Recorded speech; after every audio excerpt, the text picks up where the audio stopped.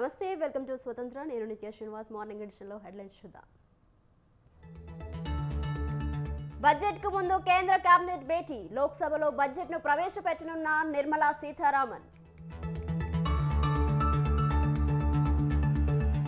జార్ఖండ్ లో Hemant Soren arrest. ED సమన్లపై హైకోర్టులో విచారణ.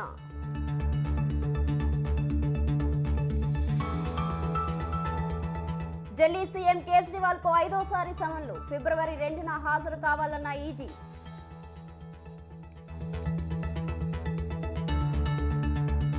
మార్పులతో 5వ లిస్టు విడుదల చేసిన వైసీపీ.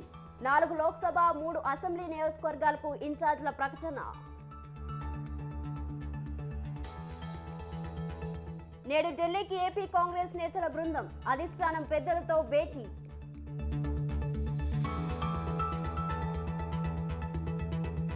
ఎమ్మెల్యేగా నేడు మాజీ సీఎం కేసీఆర్ ప్రమాణం. మధ్యాహ్నం 12 గంటలకు ప్రమాణ స్వీకారం.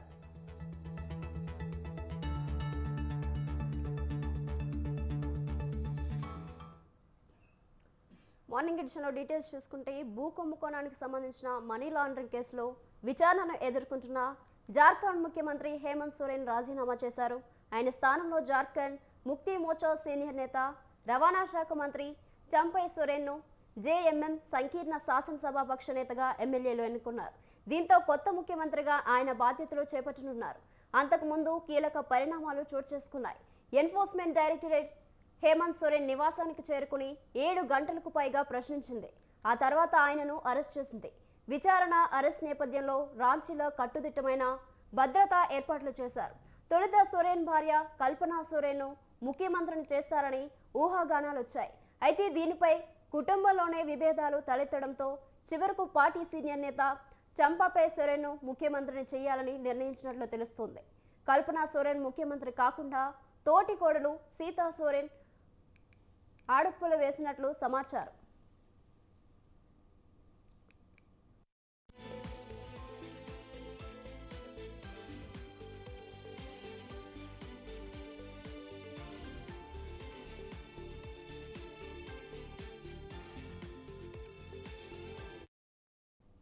భారీ భద్రత నడుమ మధ్యాహ్నం 1 గంట సమయంలో రాంచీలోని హేమంత్ సోరెన్ అధికారిక నివాసానికి ఈడీ బృందాలు చేరుకున్నాయి. మరోవైపు రాష్ట్రంలోని పలు ప్రాంతాల నుంచి ఆయన మద్దతుదారులు రాంచీకి చేరుకున్నారు. అటు విచారణ సమయంలో అదనపు భద్రత కల్పించాలని ఈడీ కోరినట్లు సమాచారం. దీనికి సంబంధించి జార్ఖండ్ ప్రభుత్వానికి ముందస్తుగానే లేఖ రాసినట్లు తెలిసింది. ఈడీ విచారణ నేపథ్యంలో హేమంత్ తన తండ్రి జేఎంఎం అధినేత శిబు సోరెన్ ఆశీర్వాదం తీసుకున్నట్లు సమాచారం.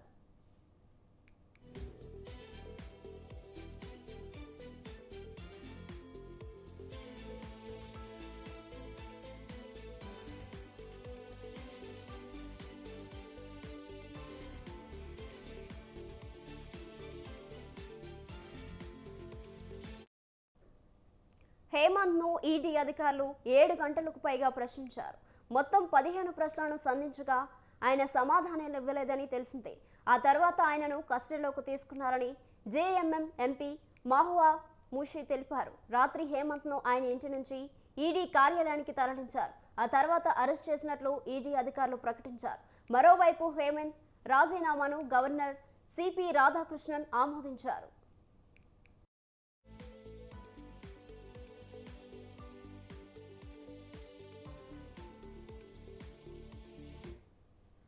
జేఎంఎం సంకీర్ణ శాసనసభాపక్ష నేతగా చంపాపై సోరెన్ను ఎన్నుకున్నట్లు జార్ఖండ్ పీసీసీ అధ్యక్షుడు రాజేష్ ఠాకూర్ తెలిపారు. ఆ తర్వాత గవర్నర్ సిపి రాధాకృష్ణన్కు ముఖ్యమంత్రి హేమంత్ సోరెన్ రాజీనామా లేఖ అందజేశారు.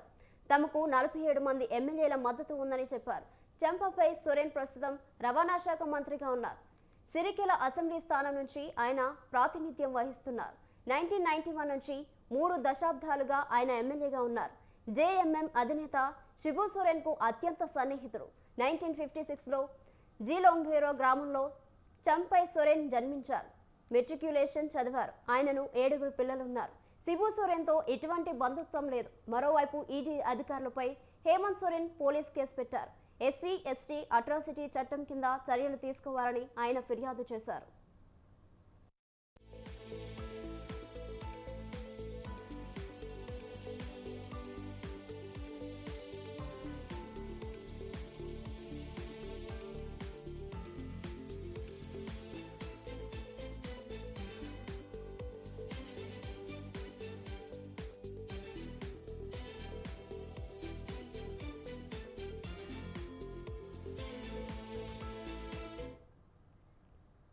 సార్వత్రిక ఎన్నికల ముంగిట పేదల ఆశలు, మధ్యతరగతి ఆకాంక్షలు, వ్యాపార వర్గాల భారీ అంచనాల నడుమ 2024-25 బడ్జెట్కు రంగం సిద్ధమైంది. కేంద్ర ఆర్థిక మంత్రి నిర్మలా సీతారామన్ లోక్సభలో ఉదయం 11 గంటలకు దాన్ని ప్రవేశపెట్టనున్నారు. అయితే ఇది పూర్తి స్థాయి పద్ధతి కాదు. త్వరలో సార్వత్రిక ఎన్నికలు జరగనున్న నేపథ్యంలో ప్రభుత్వం ప్రస్తుతానికి తాత్కాలిక బడ్జెట్ను ప్రవేశపెట్టనుంది. ఎన్నికల తర్వాత కొత్త సర్కార్ పూర్తి స్థాయి పద్దును తీసుకొస్తుంది.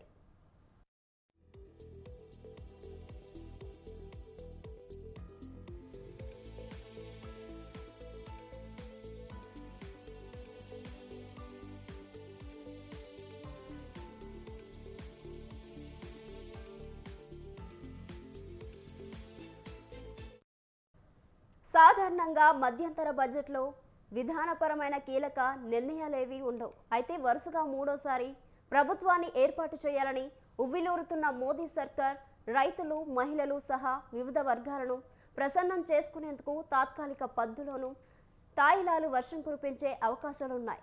అదే సమయంలో 2047 కల్లా అభివృద్ధి చెందిన దేశంగా అవతరించాలన్న లక్ష్యాన్ని విస్మరించకుండా మౌలిక వసతుల కల్పనపై మూలధన వ్యయం పెంపు ద్వారా భారత ప్రగతికి మరింత మెరుగైన బాటలు పరుస్తుందని విశ్లేషకులు అభిప్రాయపడుతున్నారు.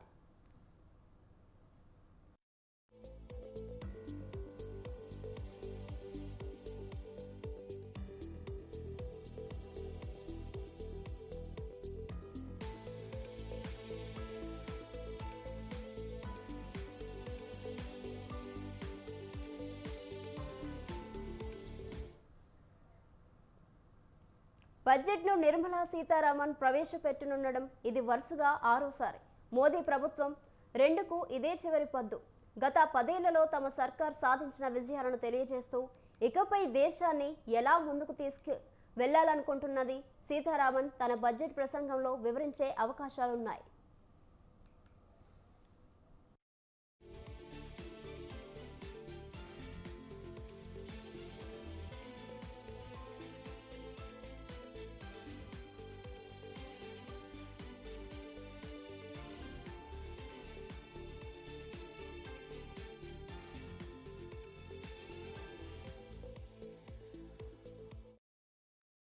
మధ్యంతర పద్దుతో ప్రధానంగా రైతులను ఆకట్టుకునేందుకు మోదీ సర్కార్ ప్రయత్నించే అవకాశాలున్నాయని విశ్లేషకులు వెల్లడిస్తున్నారు.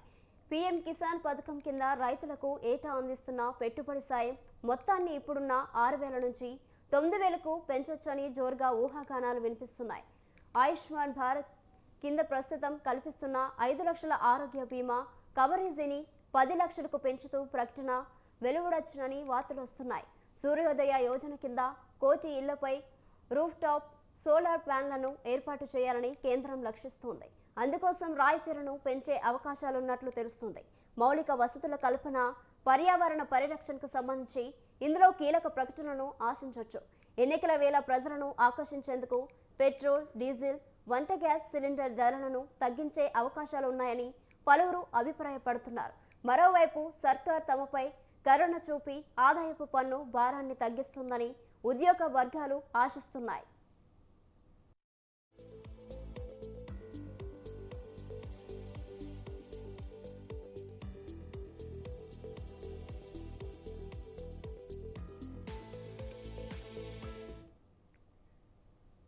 ముప్పై ఏళ్ల తర్వాత ఉత్తరప్రదేశ్లోని జ్ఞానవాపి మసీదు దగ్గర పూజలు ప్రారంభమయ్యాయి.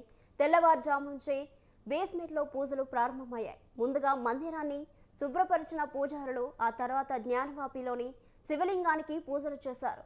పూజల తర్వాత స్వీట్లు పంచుకున్నారు భక్తులు.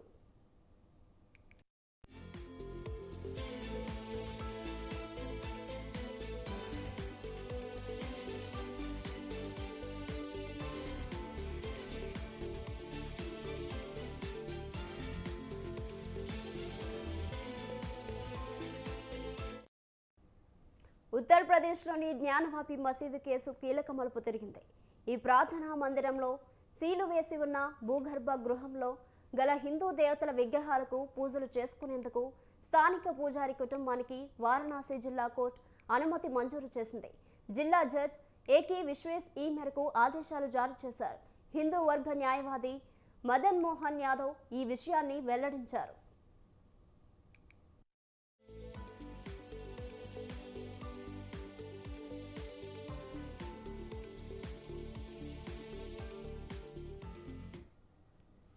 కోర్టులో హిందూ వర్గం దాఖలు చేసిన పిటిషన్ ప్రకారం 1993లో అధికారులు భూగర్భ గృహాన్ని మూసివేసే వరకు పూజారి సోమనాథ్ వ్యాస్ అక్కడ పూజలు చేసేవారు. ములాయం సింగ్ యాదవ్ ముఖ్యమంత్రిగా ఉన్న సమయంలో బాబ్రీ వివాదంతో ఇక్కడ పూజలను నిలిపివేశారు. భూగర్భ గృహం మసీదులో భాగమేనని అక్కడ పూజలకు అనుమతి ఇవ్వరాదని ముస్లిం వర్గం వాదిస్తూ వచ్చింది. తాజాగా మళ్లీ పూజలకు అనుమతి మంజూరు చేసిన నేపథ్యంలో దీనికి అనుగుణంగా వజూఖానా ముందున్న బారికేడ్లను వారం రోజుల్లోగా తొలగించి ఏర్పాట్లు చేయాలని కాశీ విశ్వనాథ ట్రస్ట్ దీనికి సహకరించాలని జిల్లా అధికార యంత్రాంగాన్ని కోర్టు ఆదేశించినట్లు మదన్ మోహన్ తెలిపారు. సోమనాథ్ వ్యాస్ మనవడైన శైలేంద్ర కుమార్ పాఠక్ ఇప్పుడు పూజలు చేస్తారు. విహెచ్పి కార్యనిర్వాహక అధ్యక్షుడు అలోక్ కుమార్ ఈ తీర్పును స్వాగతించారు. ఈ తీర్పును తాము హైకోర్టులో సవాలు చేస్తామని ముస్లిం వర్గ న్యాయవాది ముంతాజ్ అహ్మద్ తెలిపారు.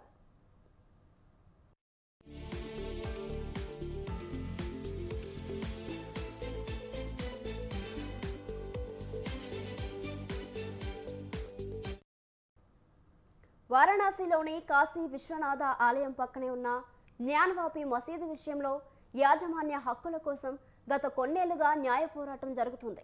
దీనిపై విచారణ జరిపిన వారణాసి జిల్లా కోర్టు మసీదు ప్రాంగణంలో శాస్త్రీయ సర్వేకు గతేడాది జూలై 21న ఉత్తర్వులిచ్చింది. అనంతరం సుప్రీంకోర్టు ఆదేశాల మేరకు సీలు వేసిన వజూఖానా మినహా మసీదు ప్రాంగణమంతా కార్బన్ డేటింగ్ ఇతర పద్ధతుల్లో భారత పురావస్తు విభాగం సర్వే చేసింది. హిందూ వర్గ సమాచారం మేరకు మసీదు కింద ఆలయానికి సంబంధించిన అవిశేషాలున్నట్లు సర్వే నివేదిక తేల్చింది.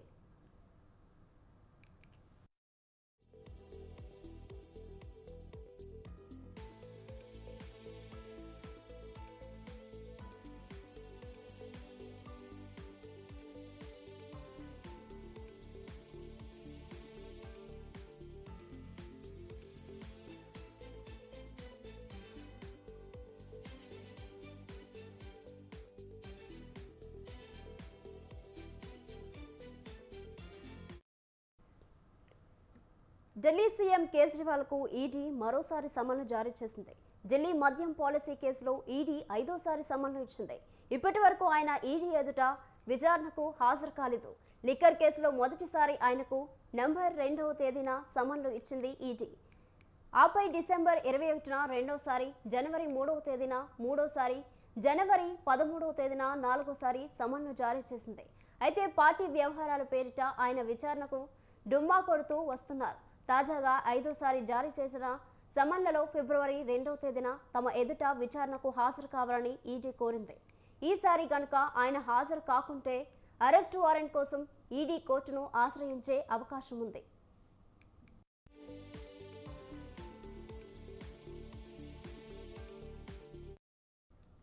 మరోవైపు తెల నుంచి ఆయన ఈడీ నోటీసులను బీజేపీ ప్రతీకార రాజకీయ చర్చగా సార్వత్రిక ఎన్నికలకు ముందు జరుపుతున్న కుట్రగా అభివర్ణిస్తూ వస్తున్నారు. అయితే ఇందులో ప్రతీకార రాజకీయాల ఏంటనేది లేదని మాత్రం దర్యాప్తు సంస్థలు స్వేచ్ఛగా తమ పని తాము చేసుకుంటున్నామని బీజేపీ చెబుతోంది.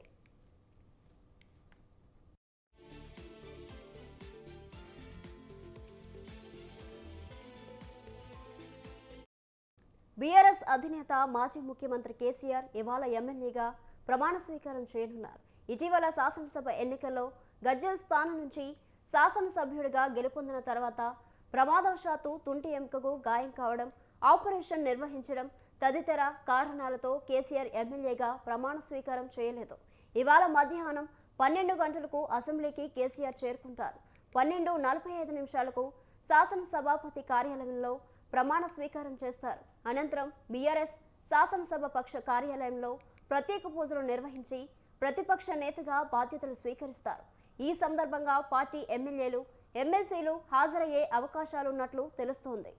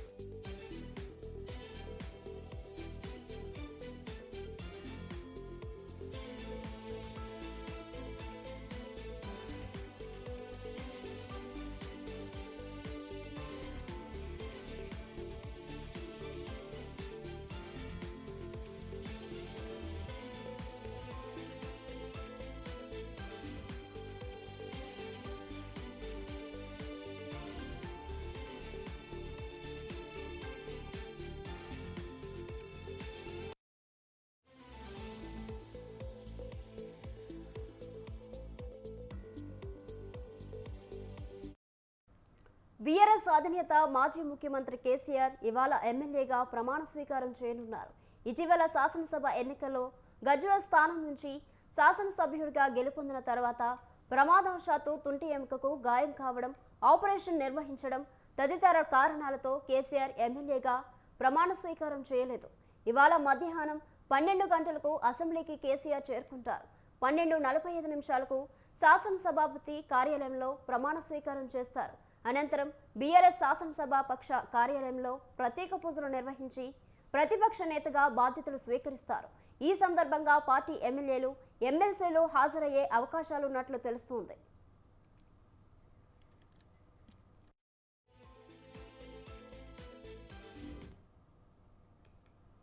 అసెంబ్లీ ఎన్నికల దృష్ట్యా అసెంబ్లీ నియోజకవర్గాలకు, పార్లమెంట్ స్థానాలకు సమన్వయకర్తల మార్పులు చేర్పులు చేస్తున్న వైసీపీ 5వ జాబితాను విడుదల చేసింది.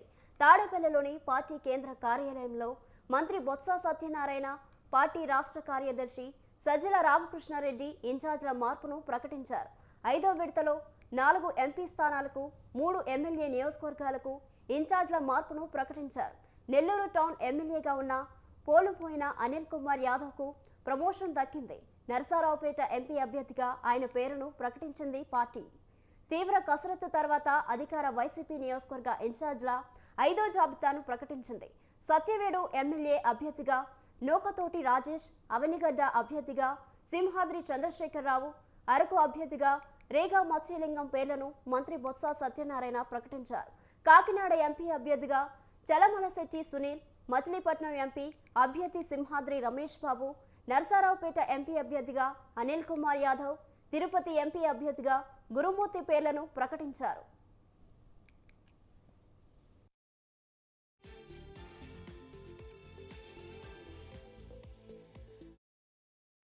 ఇదిలా ఉంటే తొలి జాబితాలో 11 అసెంబ్లీ స్థానాలకు, రెండో జాబితాలో మరో 27 స్థానాలకు, మూడో జాబితాలో 21 స్థానాలకు, నాలుగో జాబితాలో 8 స్థానాలకు సమన్వయకర్తలను మారుస్తూ జాబితాలు విడుదల చేసింది వైసీపీ. పార్టీ 5వ జాబితా విడుదల చేసే క్రమంలో పార్టీ రీజనల్ కోఆర్డినేటర్ విజయసాయిరెడ్డికి అదనంగా గుంటూరు పార్లమెంట్ నియోజకవర్గ బాధ్యతలను అప్పచెప్పింది. అలాగే ఒంగోలు పార్లమెంట్ నియోజకవర్గ రీజనల్ కోఆర్డినేటర్గా చెవిరెడ్డి భాస్కర్ రెడ్డికి బాధ్యతలు అప్పచెప్పింది. కందుకూరు, సంతనూతలపాడు, కావలి అసెంబ్లీ నియోజకవర్గాలకు రీజనల్ కోఆర్డినేటర్గా చెవిరెడ్డి భాస్కర్ రెడ్డిని నియమించింది వైసీపీ.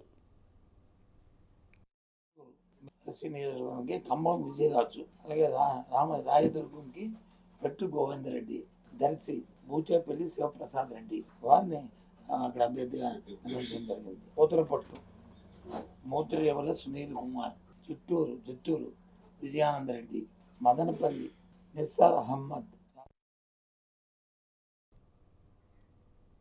పీసీసీ పగ్గాలు చేపట్టినప్పటి నుంచి షర్మిల దూకుడు పెంచారు. ప్రజా సమస్యలపై గలమెత్తుతూ నిత్యం ప్రజల్లోనే ఉంటున్న ఏపీ కాంగ్రెస్ కమిటీ అధ్యక్షురాలు వైఎస్ షర్మిల హస్తిన బాట పట్టారు. ఆంధ్రప్రదేశ్ పునర్వ్యవస్థీకరణ చట్టం 2014లో పొందుపరిచిన హామీల అమలు కోసం ఢిల్లీలో కేంద్ర పెద్దలను కలిసేందుకు పర్యటన చేపట్టారు.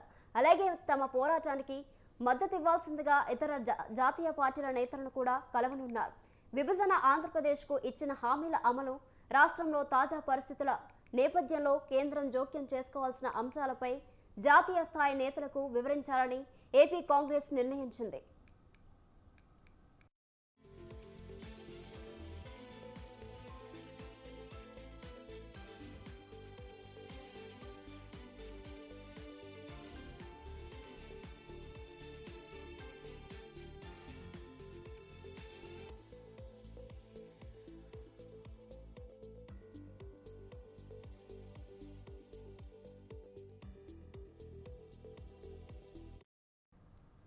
మరోవైపు గత 4.5 ఏళ్లుగా రాష్ట్రంలో నెలకొన్న పరిస్థితులను కూడా జాతీయ నేతల దృష్టికి రాష్ట్ర కాంగ్రెస్ నేతలు తీసుకెళ్లమన్నారు. ఏఐసీసీ అధ్యక్షులు మల్లికార్జున ఖర్గే, సీతారాం ఏచూరి సహా విపక్ష నేతలు అందరినీ కలవాలని నేతలు నిర్ణయించారు.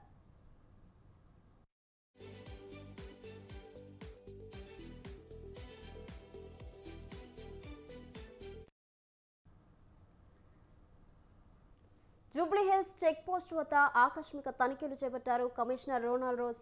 నగర police commissioner Kothakota Srinivasa Reddy, GHMC అధికారులు రోడ్డు విస్తరణ, ట్రాఫిక్ సమస్యలపైన తనిఖీలు చేశారు. నిన్న హిట్ అండ్ రన్ ఘటనా స్థలాన్ని పరిశీలించారు.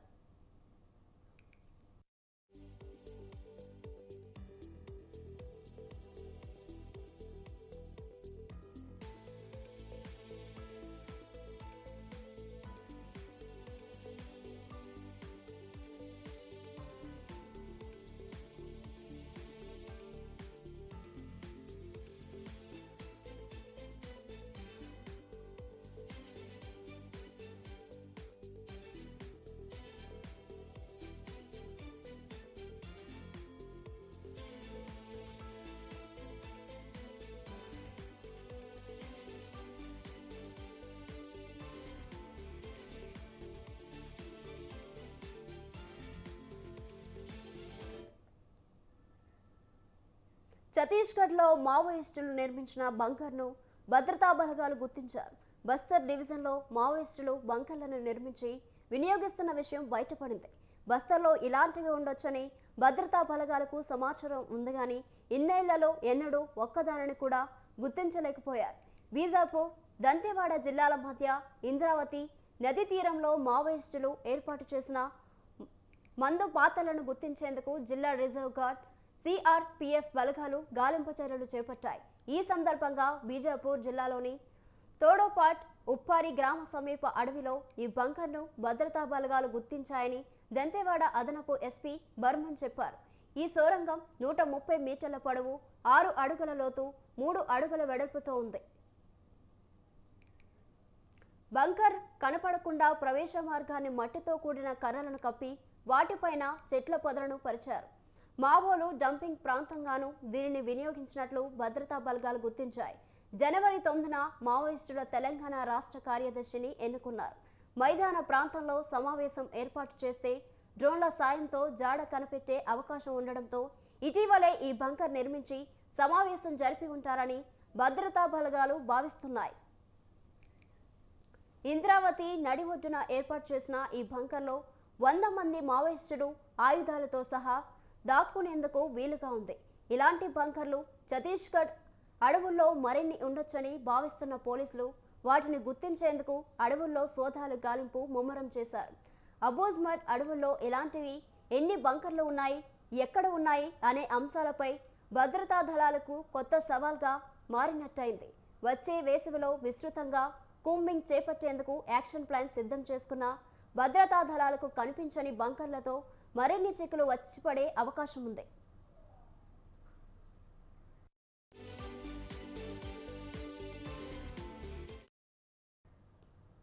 ఇవి morning edition details. Keep watching స్వతంత్ర.